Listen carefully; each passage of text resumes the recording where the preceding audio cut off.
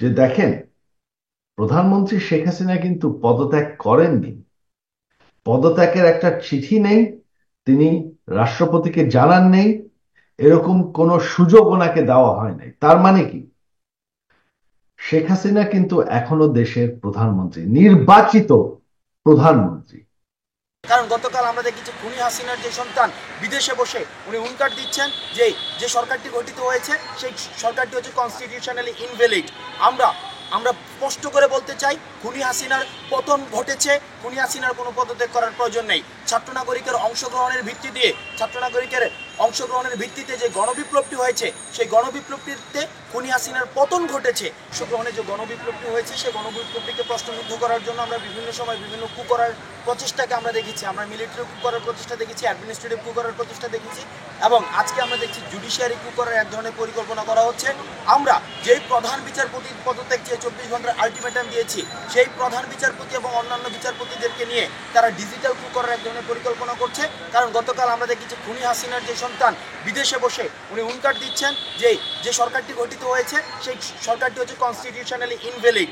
আমরা আমরা স্পষ্ট করে বলতে চাই, খুনি হাসিনার পতন ঘটেছে। খুনি হাসিনার কোনো পদত্যাগ করার প্রয়োজন নেই। ছাত্র নাগরিকের অংশগ্রহণের ভিত্তি দিয়ে, ছাত্র নাগরিকের অংশগ্রহণের ভিত্তিতে যে গণবিপ্লবটি হয়েছে সেই গণবিপ্লবটিতে খুনি হাসিনার পতন ঘটেছে, একটি স্বৈরাচারী ব্যবস্থার মূলোৎপাটন ঘটেছে। সুতরাং এই মূলোৎপাটিত ব্যবস্থাটির আবার পুনরুৎপাদনের জন্য যে কোনো ধরনের প্রচেষ্টাকে ছাত্র জনতা সেগুলোকে রুখে দেবে। সুতরাং আমরা ছাত্র নাগরিককে আহ্বান জানাবো, আপনারা রাজপথ দখল করুন এবং আপনাদের পার্শ্ববর্তী জেলা কোর্ট এবং হাইকোর্ট এবং যে সুপ্রিম কোর্টটি রয়েছে আপনারা সুপ্রিম কোর্ট ঘেরাও করুন, এবং যতক্ষণ না পর্যন্ত প্রধান বিচারপতি পদত্যাগ করবেন এবং অন্যান্য বিচারপতি পদত্যাগ করে এই জুডিশিয়ারি কু করার ষড়যন্ত্র যতক্ষণ না পর্যন্ত ওনারা প্রত্যাহার করবেন, ততক্ষণ পর্যন্ত ছাত্র জনতা রাজপথে থাকবে।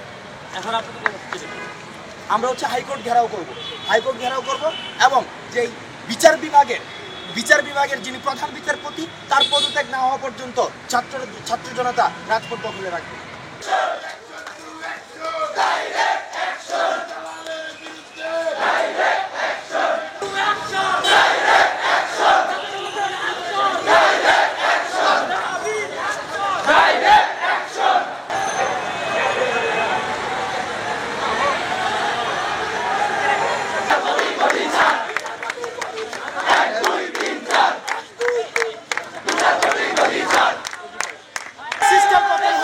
কিন্তু প্রধান বিচারপতি সহ অন্যান্য বিচারপতি তারা হচ্ছে ফ্যাসিস্ট সরকারের একটি অংশ। সুতরাং ফ্যাসিস্ট সরকারের কোনো কিছুই এই রাষ্ট্রে, স্বাধীন রাষ্ট্রে থাকতে পারে না।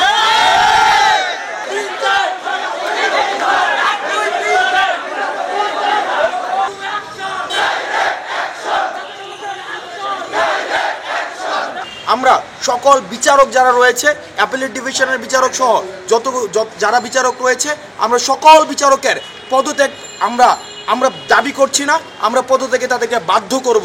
কারণ অনেক দাবি করার সময় ছিল, এখন তাদের কাছে আর দাবি করার বিষয় না। কারণ এই সব শিক্ষক সমিতি কখনোই শিক্ষার্থীদের কাজে আসেনি, বরং সেগুলো দলীয় লেজুর ভিত্তিক রাজনীতিকে প্রশ্নবিদ্ধ করার জন্য এবং অধিকার আন্দোলনকে দমন করার জন্য সবসময় ব্যবহৃত হয়েছে।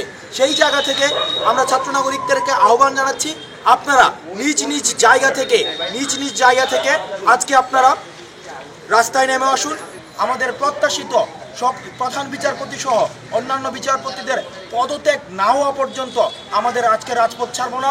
কারণ আমরা জুডিশিয়ারি কুয়ের মধ্য দিয়ে আমাদের এই যে মুগ্ধের রক্তে কেনা এবং আমরা দেখেছি সাইদের রক্ত কেনা এবং শত শহীদের রক্ত কেনা আমাদের যে দ্বিতীয় স্বাধীনতাকে বানচাল করার জন্য অপশক্তি, পরাজিত শক্তি চেষ্টা করছে।